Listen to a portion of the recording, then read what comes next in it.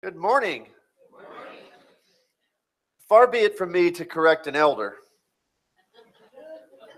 but Brother John made it sound like Lenore and I were hoping for snow. Let's be very clear, elders are not always right. We've seen snow before. Unfortunately, I think we'll see it again. Have you ever heard the saying, ignorance is bliss? It's a pretty common expression. And what it's trying to address is the fact that sometimes you'd just rather not know, right? There are things that life would just be more peaceful, less complicated, not as burdensome if you didn't have certain pieces of information. In fact, it seems like some of the happiest people are some of the simplest people. Have you ever noticed that? That sometimes it seems that those who really tend to be filled with joy and enjoy their life are folks who kind of go through life oblivious to the more complex things of existence. Well, there's kind of something to that.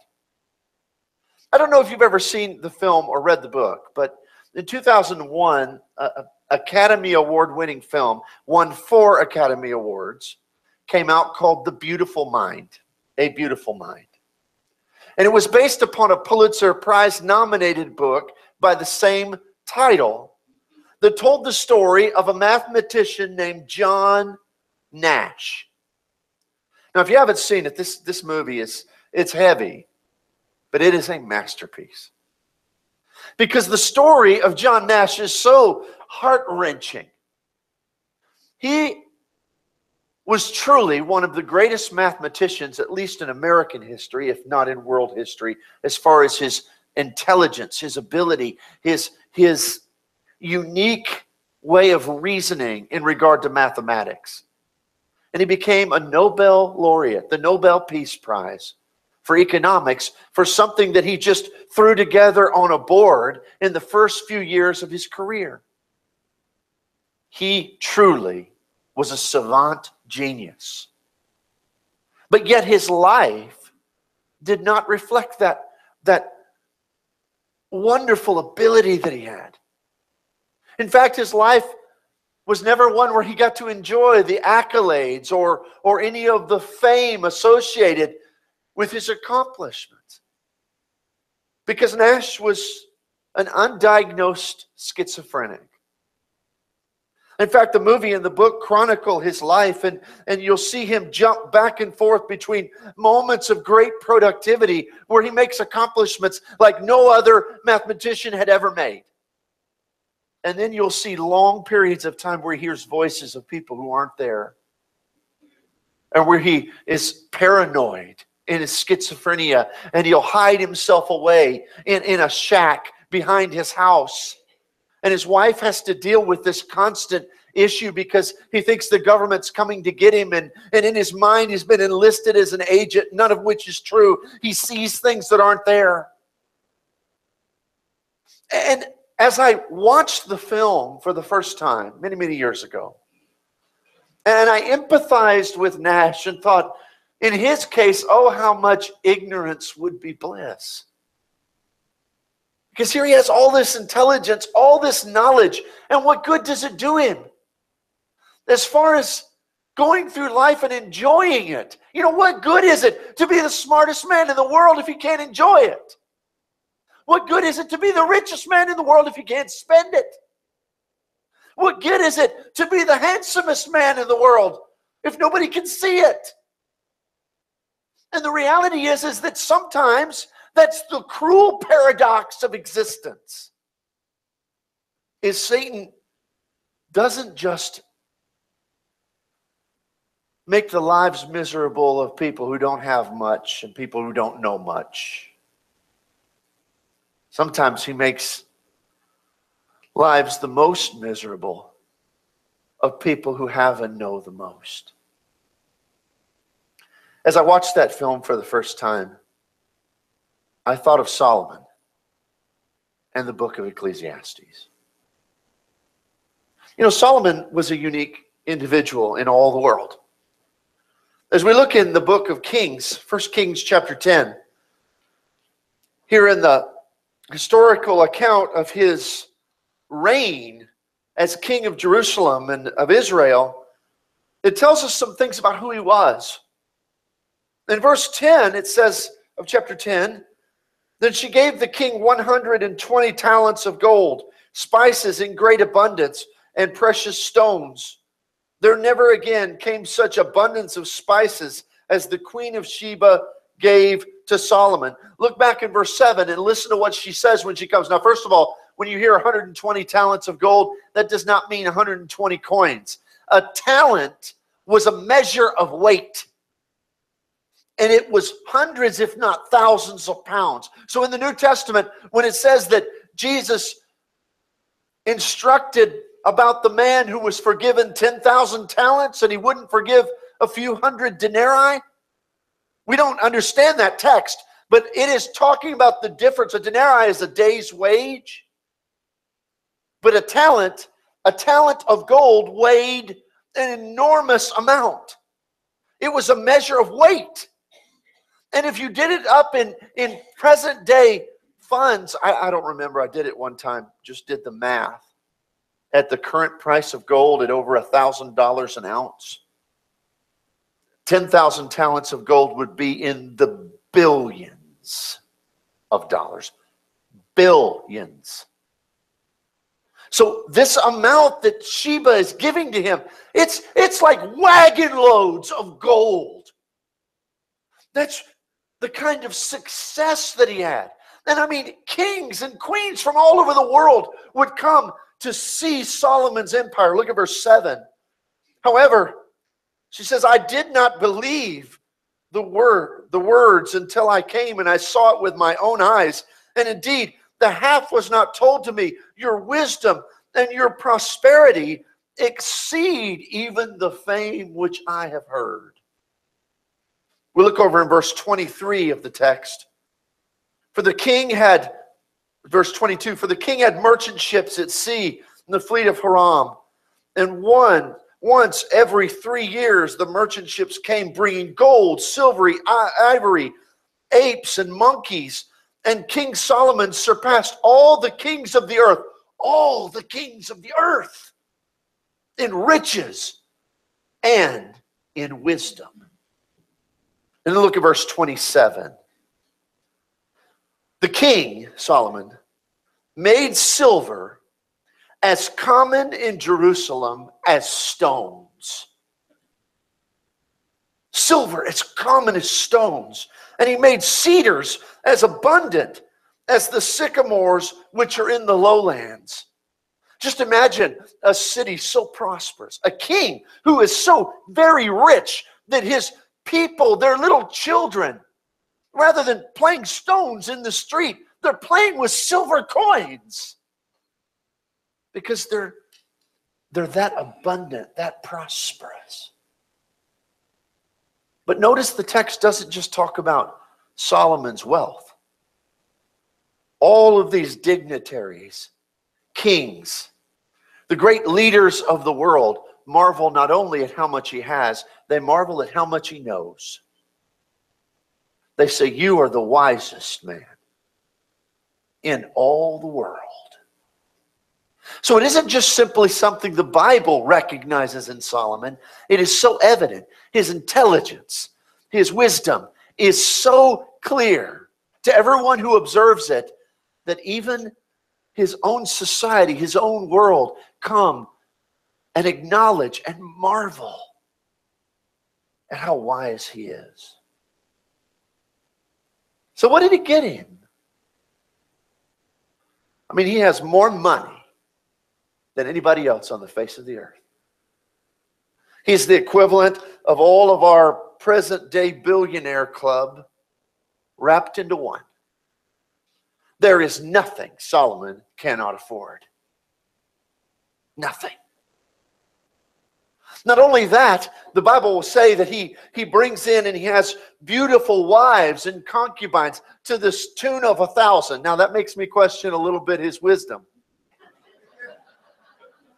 Did you hear Mark Twain? What a clever person Mark Twain was. He was asked one time in the 1800s, he had a debate with what we know as a Mormon now. But they were having a debate, and the Mormon brought up polygamy, and he says, tell me where in the New Testament it says you can't have two wives. And he said, all right, Jesus says you cannot serve two masters. For you will love the one and hate the other. But Solomon, I don't know if that made him wise or not, but he had, 700 wives and 300 concubines? And I would suspect they were beautiful women. The most beautiful women from all the lands of the world. And in wisdom, he was the wisest man, the smartest man, the most intelligent person on the face of the earth. Don't you imagine he'd be happy? Everything the world tells us is that he would, right? Everything the devil tries to communicate through the media, through your cosmopolitan magazine or whatever it is you read, through print, through books, through the Hollywood starlets. Everything the devil tries to communicate to you says that Solomon should have been the happiest man in the world. Was he? You see, he wrote his own autobiography, his memoirs, if you will. And they've been recorded for us in what has been called the book of Ecclesiastes. Turn over there, if you will. In Ecclesiastes, we know Solomon's going to address, he's not going to shirk away at all from these realities in his life. He'll acknowledge his wealth. He'll acknowledge his relationships. He'll acknowledge his wisdom.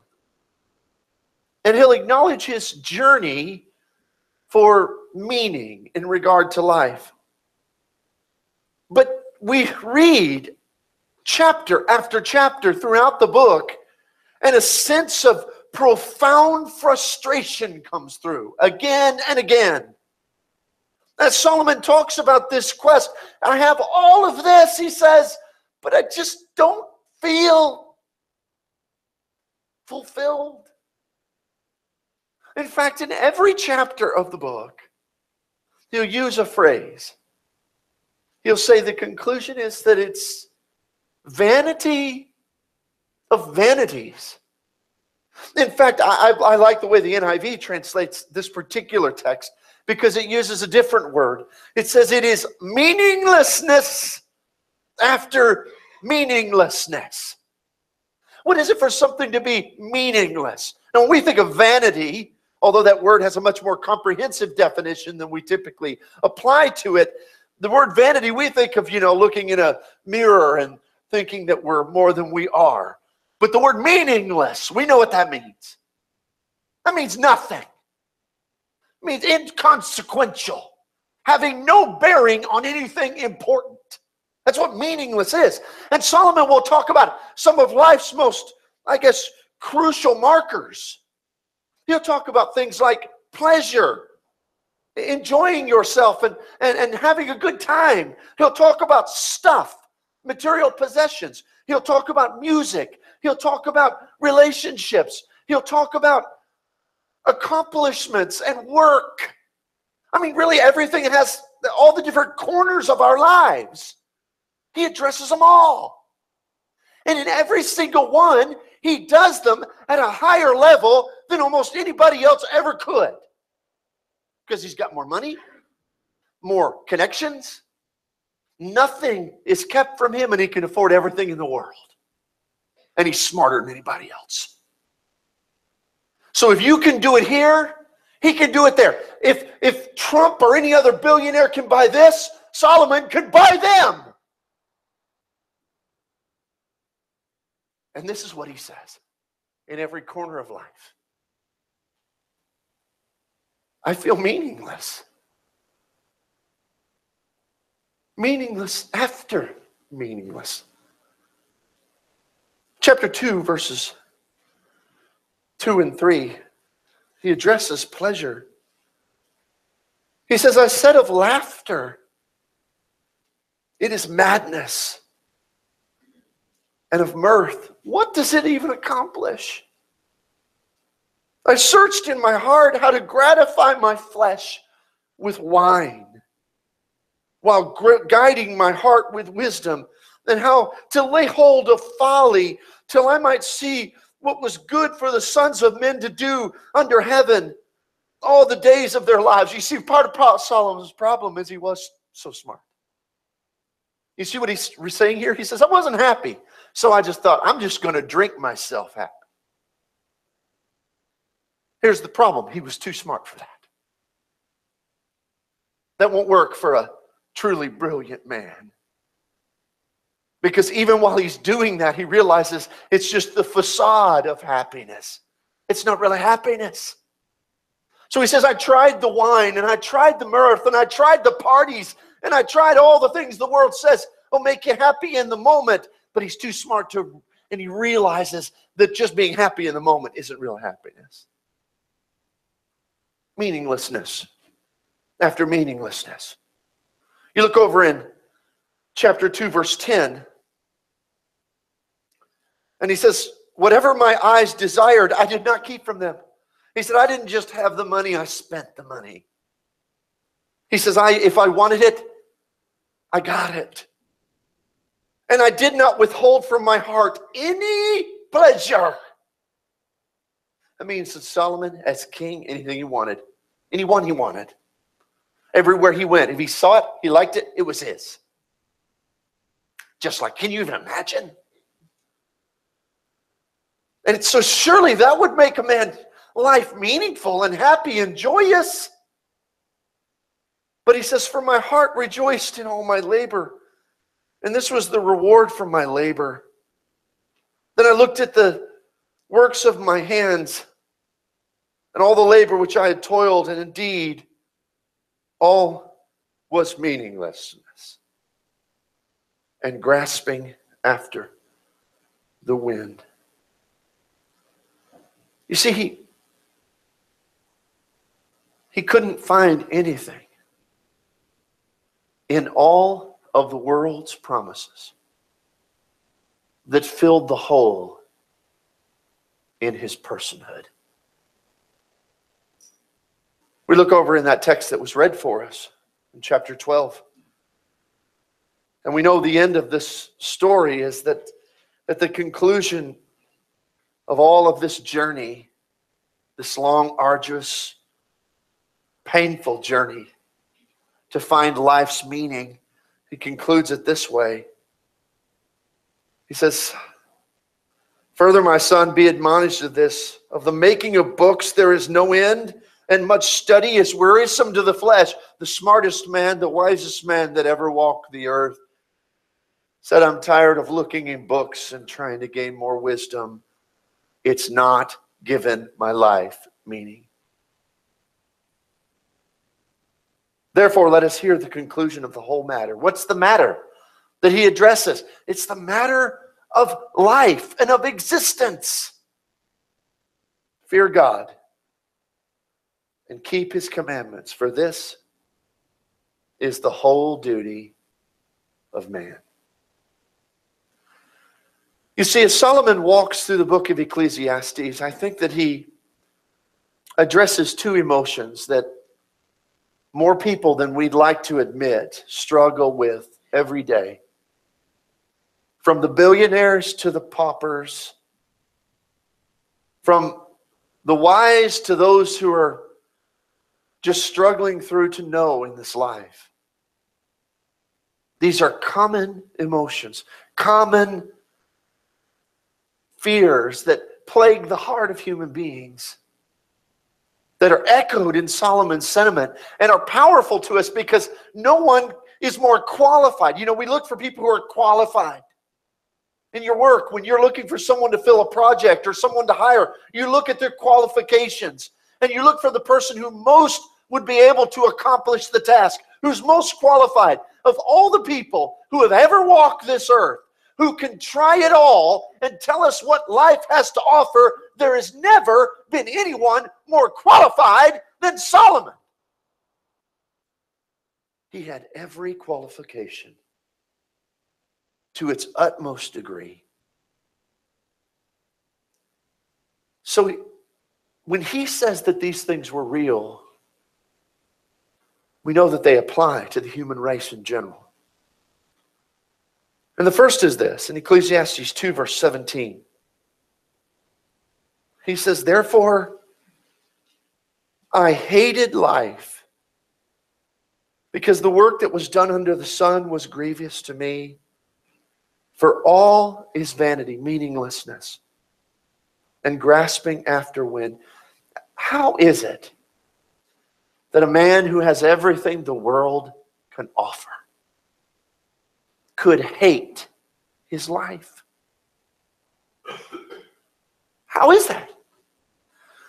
Well, maybe that's part of the curse of his wisdom.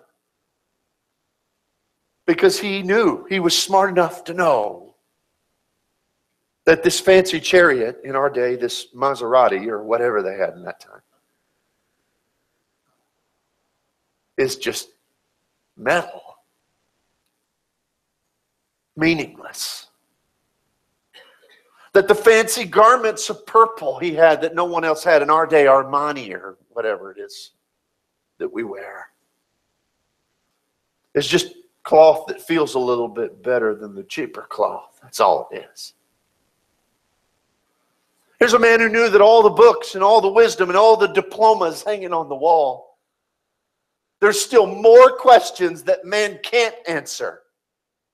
Even if he tries to deceive himself in his arrogance, there's more questions we can't answer than we can. And so he hates his life. Well, the sobering reality is there are people all around us who have that same emotion. Maybe they don't admit it. And for sure, they probably don't verbalize it.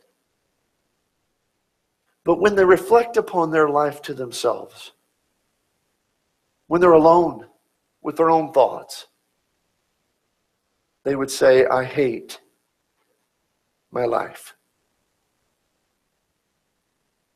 In fact, many people, they don't enjoy life. Most people just endure it. Isn't that true? I don't mean they don't enjoy moments in life. Everybody enjoys moments. That's why people live for the weekends. Right? That's why TGI Fridays is even called that. You know? Because people live for the weekends. Folks, that doesn't mean you like your life. It means you hate it. You know what I mean? If you're having to endure the vast majority of your life for the brief moments that make the rest of it worth it, that's not loving life. And the wisdom of the smartest man in the world says that's not living. We know that in our heart of hearts. And so you look at this, and it isn't about what you do. You need to be clear about this. It isn't about, well, you just don't know what my job is like. I work at the factory for GM or Ford or Chrysler. Wouldn't want to leave any of the three out, you know. I work there, and it's just the same thing every day. Or you know, I teach school, and kids are getting more difficult every year. Or whatever your job may be. And you think, well, if I just had a better... No.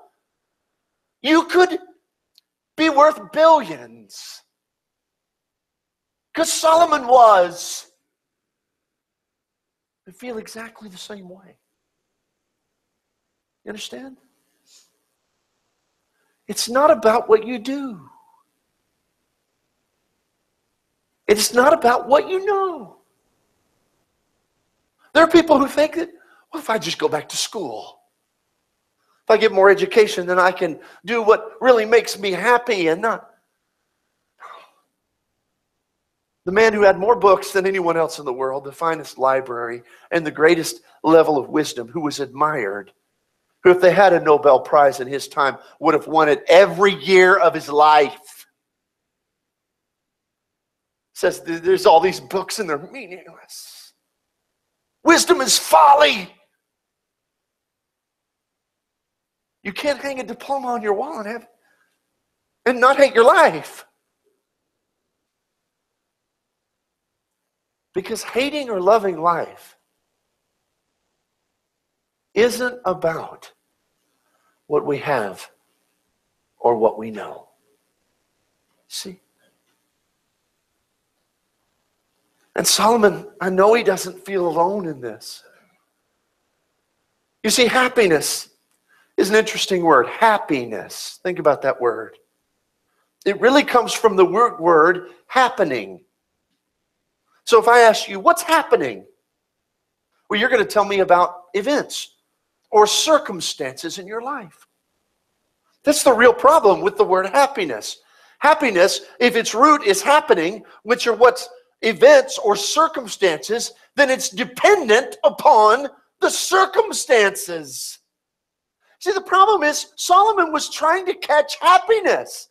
Well, what he needed to be pursuing was joy. And they're different things. Happiness is strange because it exists. But it exists only as a serendipity. You know what a serendipity is? It's a blessing you don't expect that comes as a side effect of something else. Here's the crazy thing. It only is achievable as a serendipity. Think about it. Everybody you know who is truly happy hasn't made it their goal to be happy. They've made something else, a more noble endeavor, their objective. And as a side effect, they're happy. The opposite is true as well. Everyone you know who has made it their objective to be happy, everyone you know who like those, this is the craziest thing. We have these talk shows and everybody says, you just need to do what makes you happy. That's the worst advice in the world. Do you realize the little subtle lies that are shoveled at us every day in this world? Don't try to be happy. That's a waste of your time. And you will be miserable. Because you can't ever achieve it. Do what you know is good and noble and pure. Don't worry about being happy. And guess what? Suddenly you'll find it. But when you pursue it, you'll get glimpses of it. Just enough to keep your appetite wet. And then you'll be miserable again. Solomon says, I hated my life.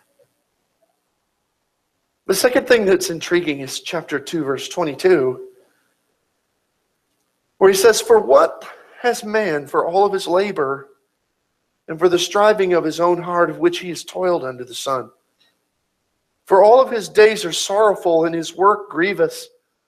Even the night his heart takes to rest. There's also vanity. Not only did he have a hatred in the moment, he had a pessimism about his future. And I think that's also truly an epidemic problem with people. Because they look at their life and not only do they hate it, they really don't feel it can be any better. They really don't feel it's going to improve. It's a hopelessness like the story of Martin Pistorius. When I read this, it just absolutely broke my heart. Martin Pistorius was 12 years old when he contracted an illness that the doctors did not know what to diagnose it as. Now, years later, there have been more cases of it and they've identified what it is. But he began to lose his motor function, and after a very short time, this 12-year-old boy was completely paralyzed, and they thought he was in a coma. he couldn't move anything. He was, having to be supported on a respirator for a while. Now, what they did not know is that young Martin was completely aware. He would spend 10 years in that state. And he talks about, even though he had little improvements, after 2 or 3 years, he'd be able to open his eyes, and then a few more, he'd start to go through physical therapy. Eventually, he got back to where he could live a normal life. But during that, especially those first few years, the despair of his parents was overwhelming. They did not know he was conscious. So he said the worst moment of his life was when his mother sat by his bedside, thinking he was in a coma and he couldn't hear and he didn't know what was going on. And has heard his mother say that she wished he had died. And then 2 weeks later, she unsuccessfully tried to kill herself. For years, his father had to get up every morning and dress him. He couldn't do anything for himself. He was completely vegetative. And he'd take him to a special care center, and then after work, his father would pick him up and take him home, and he'd have to bathe him, and put him to bed, and his father just seemed so despondent, like he'd just given in to the same routine and a meaningless, hopeless life. And the boy, who was aware of it all, that they couldn't tell, he knew it was all because of him. And so here's a cycle of an entire family. A young man who doesn't know if anything, he's just trapped in an absolute misery of an existence. A slave in his own body. His mother who is in such despair she tries to end her life. His father who just lets all the spark of his existence go and just falls into the routine. And even though hardly anyone will ever experience that exact circumstance, how many families, how many people really go through life that way? I don't mean in a vegetative state, but go through life with that emotion of either the hopelessness of my life's never going to change, I'm always going to be burdened, or the hopelessness of my family, the people I love are never going to get better, they're never going to change, it's always going to be hopeless, or the feeling of my life is a drudgery and it's never going to get any better. The pessimism of existence.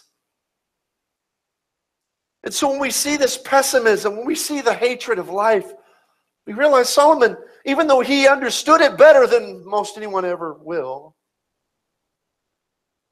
he was not alone. Because what the devil has always striven to do is to sell us on his lies. To make us believe that life is supposed to be about things it isn't. And then when it doesn't live up to the lie,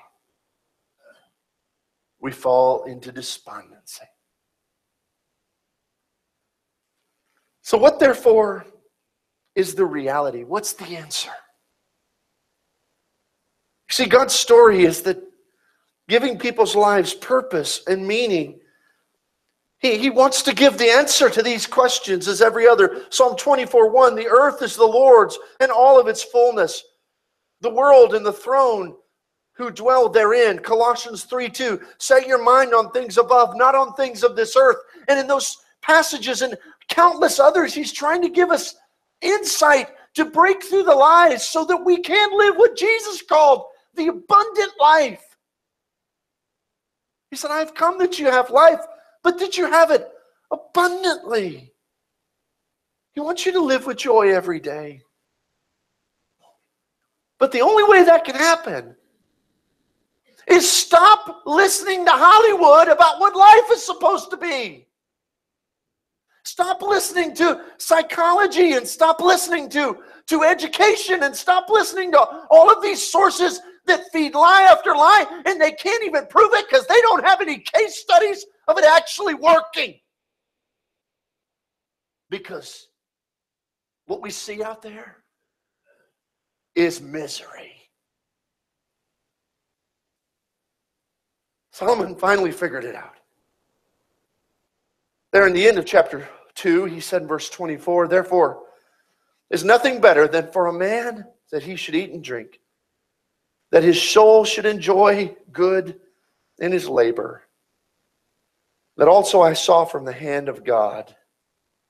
And then, of course, in chapter 12, what is the conclusion? Fear God, keep his commandments, for this is the whole duty of man. You see, we have to decide to filter through all the lies and realize that my life, and I know some of you may be in advertising for the car companies. You can go ahead and tell people out there that their life will be better if they have a Lincoln.